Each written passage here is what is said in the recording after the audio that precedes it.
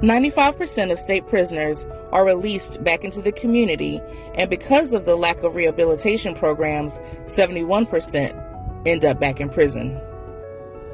Approximately 60% of those incarcerated are people of color, who make up roughly 25% of the country's population.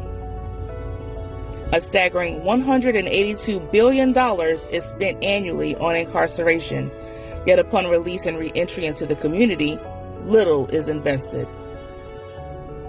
Although crime has decreased, life sentences have quadrupled since 1984, and the United States has more people incarcerated than any other country in the world, and boasts longer sentences. The high rate of incarceration negatively impacts families who experience intergenerational trauma, disproportionately affecting the Black community. Decarceration has several key objectives: reduce incarceration rates by implementing policies to decrease the number of people incarcerated, particularly for nonviolent offenses.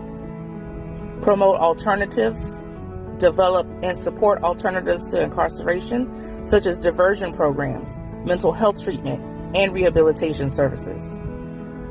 Address systemic issues, tackle the underlying factors that contribute to disproportionate incarceration rates, like racial and economic disparities. Implement evidence-based practices. Use research and data to guide decision-making and policy development in the criminal justice system.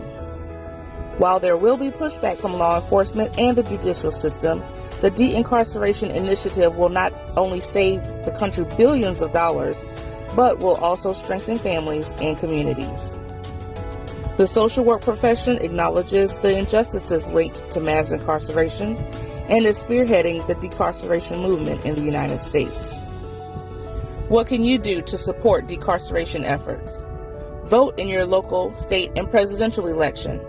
Contact your state House representative and voice support for proposed Bill 519, the legislation entitled Recognizing that the United States has a moral obligation to meet its foundation of guaranteeing justice for all.